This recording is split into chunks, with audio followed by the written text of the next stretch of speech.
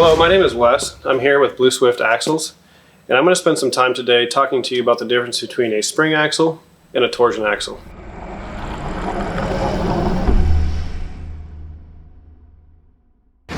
I get asked a ton of questions about why do I have a spring axle or why do I have a torsion axle, and I'm going to break that down for you. One commonly asked question is, can I switch out my spring axle for a torsion or vice versa? And yes, you can. But you need to understand what the benefits or drawbacks of each one are before you do that. I'll start with talking about the spring axle. This has a round tube, which makes it very durable.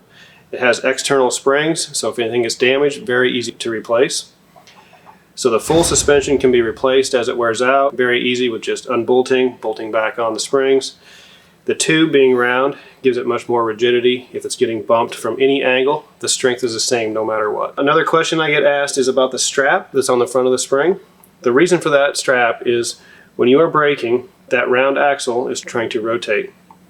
That strap is there to hold the springs together, which makes it more rigid and keeps that from rotating forward as you're braking.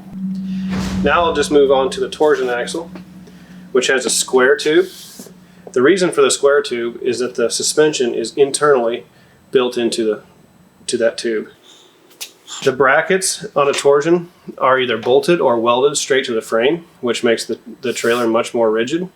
So with heavy loads going down the highway on long haul situations, this is going to be a much better axle for you. It's going to be quieter. There's no external components that are going to rattle or wear out. The torsion axle with the rubber components inside, very, very seldom do we have to replace those. So if you're looking for a long haul situation with heavy loads, the torsion is going to be the axle for you. Now I'm going to speak about the internal components and how that works. One of the things you're going to notice between the spring axle and the torsion axle is how the suspension on the spring axle is external. On this torsion axle, all the suspension is internally built into the tube. I have a cutaway here to show you. We have the outside portion that you can see, and then we have the inner bar and the 4 rubber cords. This inner bar and the rubber cords are pressed into the tube. When you hit bumps, the torsion trailing arm moves up and down, and that's rotating this inner bar against these 4 cords. This makes for a much smoother and quieter operation. Works very well for long haul, and very, very seldom does this wear out. This is a much longer lasting axle. Next I want to speak about camber. This is an industry term, and when we speak about camber, we're talking about the bend that we put into the axle during the manufacturing process. The reason for this bend is to point the top of the tires out so that as you load your trailer and that weight comes down on your axle, that brings the tires back in to a straight up and down position, giving you very even tire wear. On our website, you're going to notice that there's 3 options. No camber, which I don't recommend. Half camber, which is very common in the industry. Almost 95% of the trailers manufactured today are going to come with half camber. And then we have full camber. Very uncommon that you'll actually need full camber, but if you have a very heavy trailer, you're hauling a lot of weight long distance, and that you never pull the trailer empty, full camber will give you more of a bend out, so as you load it, that'll stay straight up and down for those long haul situations.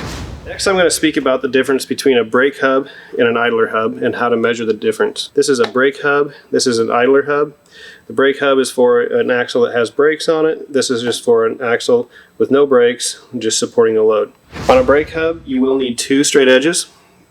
This is a hub face here, not where the drum is at the top. That's a common mistake that people make. You're going to place that straight edge right against that surface next to the studs.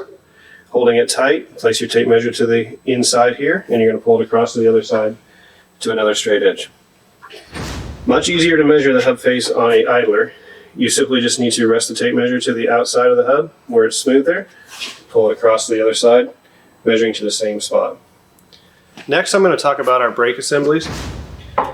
Every Blue Swift axle is going to come with a self-adjusting brake assembly. This wire here, as you're applying the brakes, pulls the adjuster at the bottom of the brake and slowly adjusts those out as those brakes wear. This is very, very beneficial because you do not have to get underneath your trailer, jack them up, and spin the wheels and manually adjust those on a periodic basis. If you would ever like to upgrade your trailer for the self-adjusting brakes, you'll find them on our website at www.blueswiftaxles.com. You'll notice that there's two different sizes. I have the 10-inch assembly here. There's also a 12-inch assembly, and we sell those in pairs, as there's a right hand and a... If you have any further questions, please give us a call. We're very happy to speak with you. Phone number is 515-608-8040. And remember, we have the ability to manufacture an axle within 48 hours.